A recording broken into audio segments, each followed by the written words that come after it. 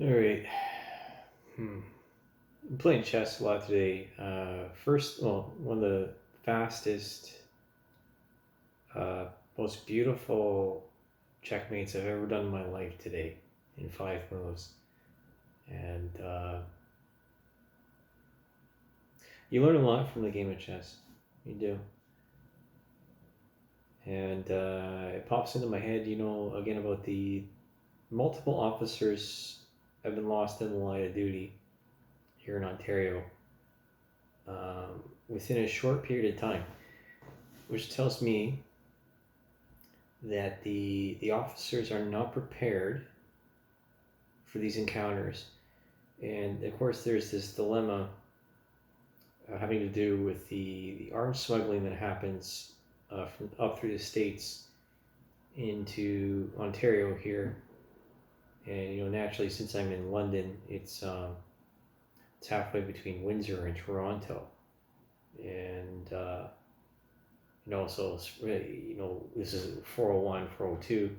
The Sarnia comes into London, so that's another means of entry. I'm in Erie, 403 over in QEW to Hamilton.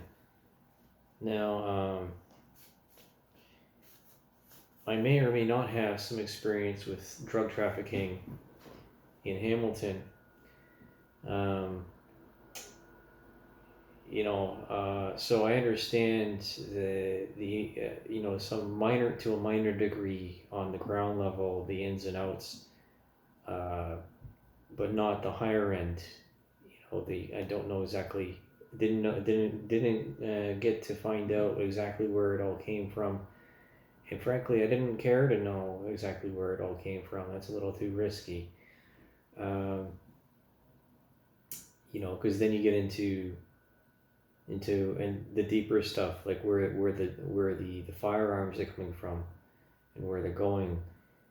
Don't sometimes there's just things that you don't need to know. Um, and then I think about my cousin naturally and his involvement here when he was alive in London and through Toronto and Oshawa. So, this isn't any different than anywhere else in North America or the world where there's gangs everywhere.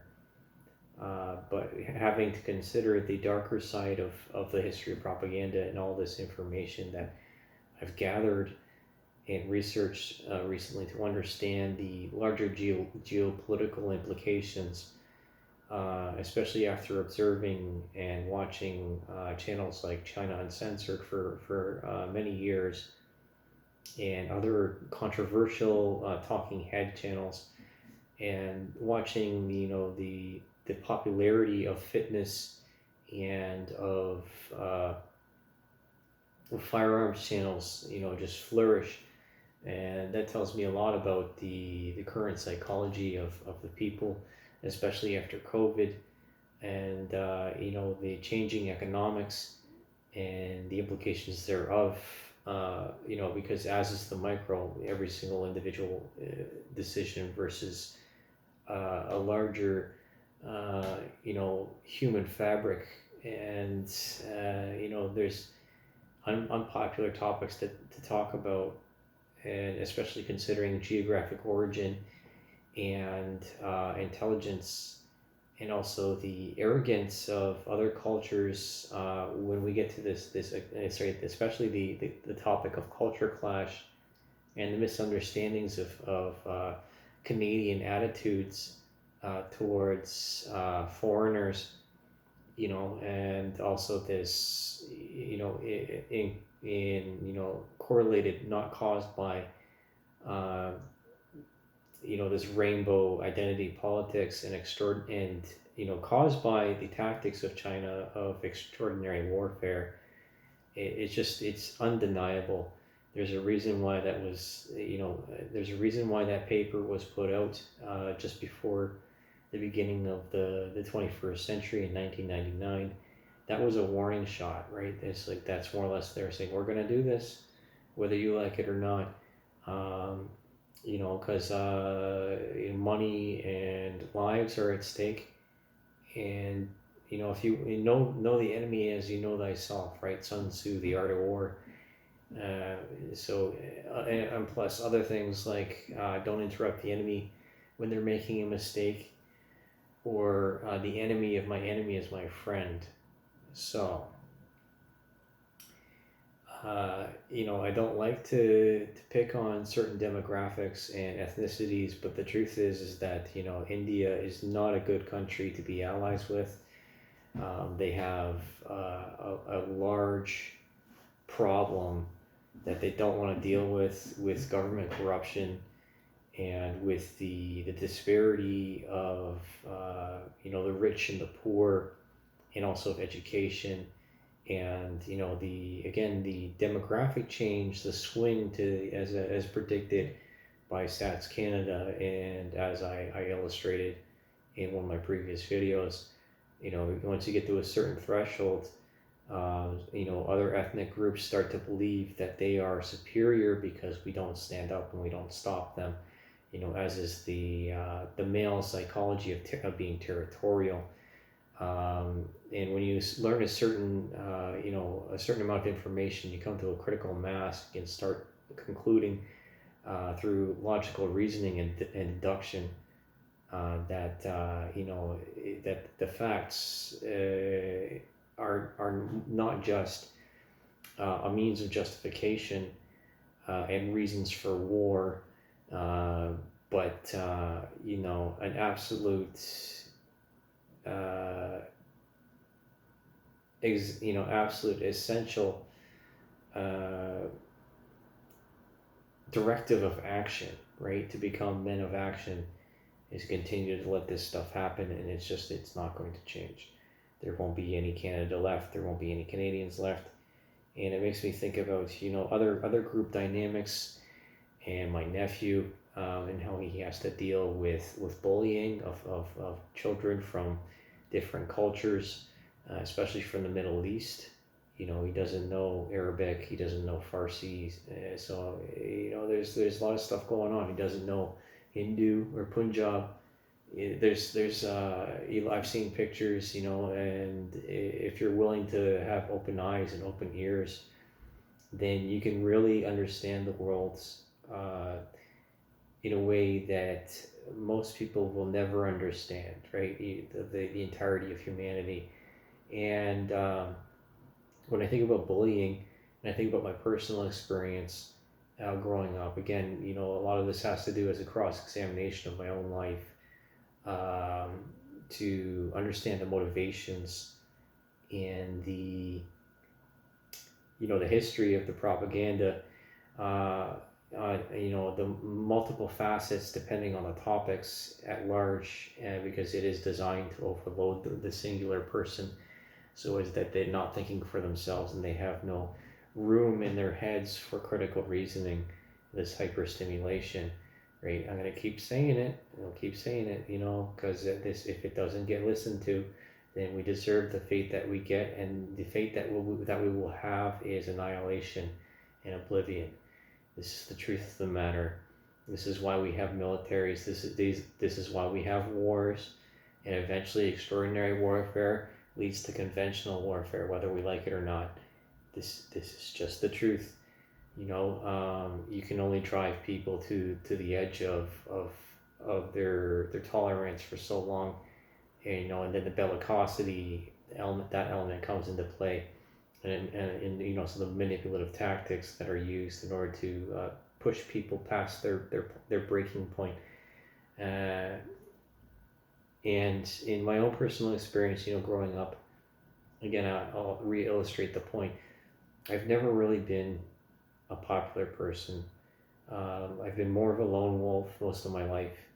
I've experienced bullying, and for years, because of misunderstandings or misinterpretations, or my own failings and underdevelopment, because of social isolation, ostracization, and a lack of acceptance because of my character, or of my my personality, that was not accepted. and because of being an outsider. The children can be very cruel, and in an age where there was too much bullying, right, was out of balance, uh, where it is basically, uh, you know, get tough or die trying, right? And the 1998 or something like that, Columbine event, 97. And then I remember the Oklahoma City bombing when I was very young, like, what was it, 93 or 94?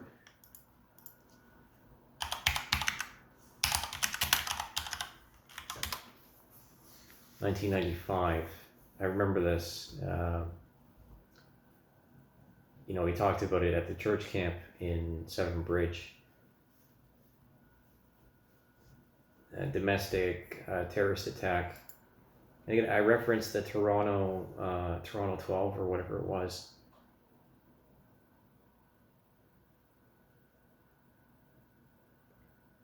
And people made fun of me because of my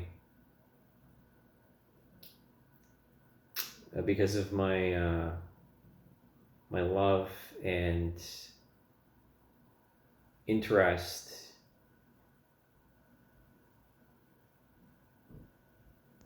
in the military, right?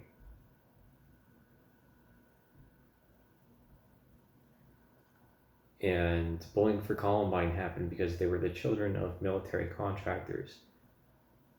And you get a certain amount of information and of privilege, because you imagine in that time, those two boys were probably better off than the rest of their cohorts.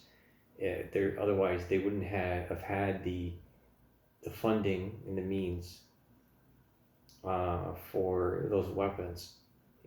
Guns are not cheap. They're not cheap. Neither is the ammunition.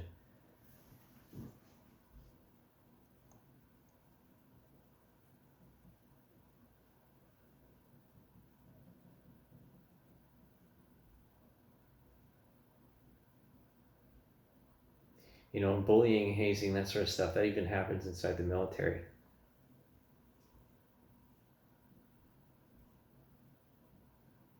A lot of psychological torture happens.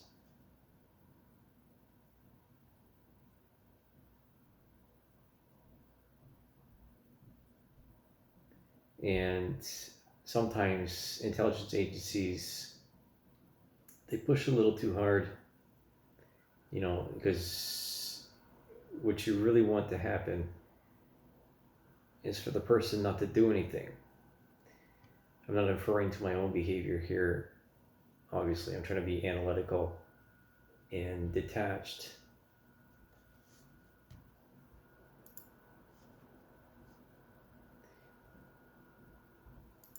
But what I'm getting at is, well, what's the reason for school shootings, right?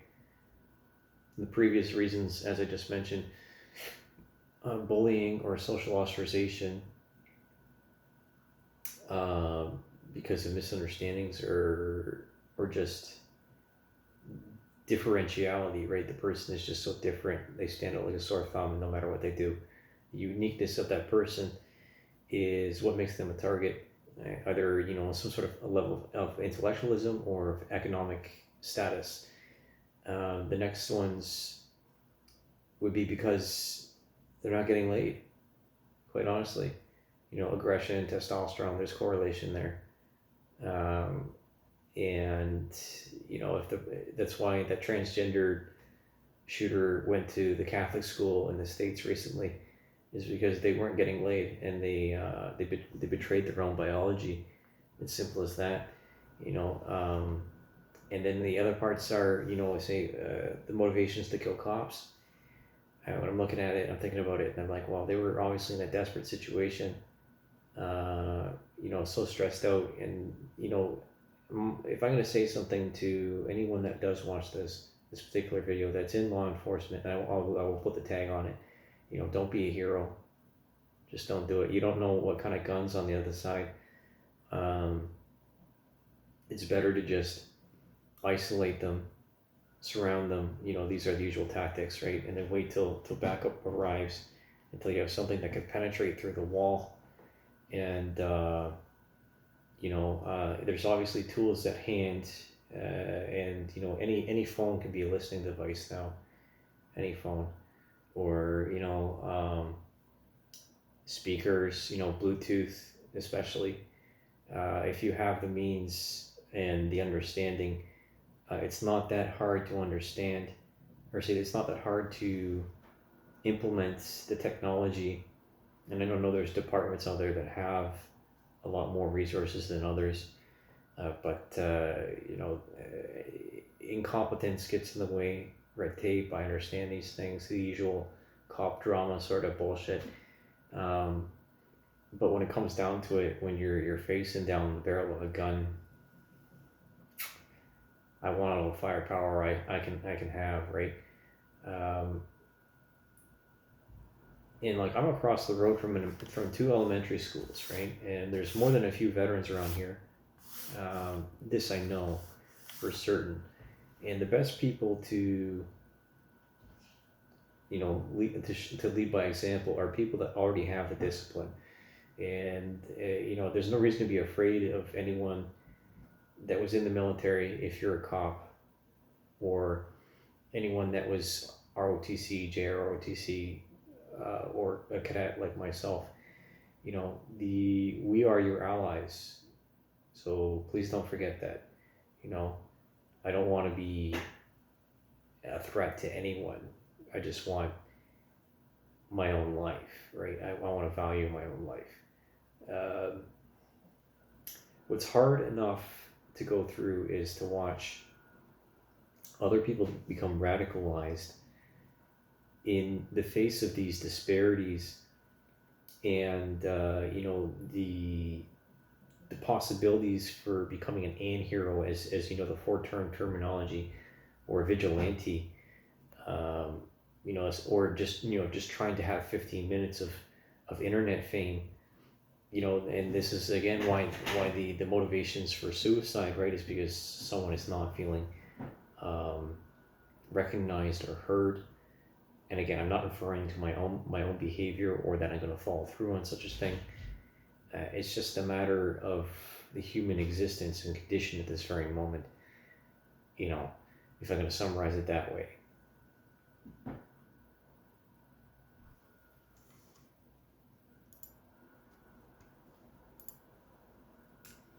Because again, there's other contexts, there's other implications, like historical revenge, and it's documented. Again, I'm going to cite the fact that Canada kicked out a Chinese diplomat recently, and we should kick out the Indian diplomat. To be honest with you, I think that would set the example and set the tone, and kick out the Pakistani diplomat.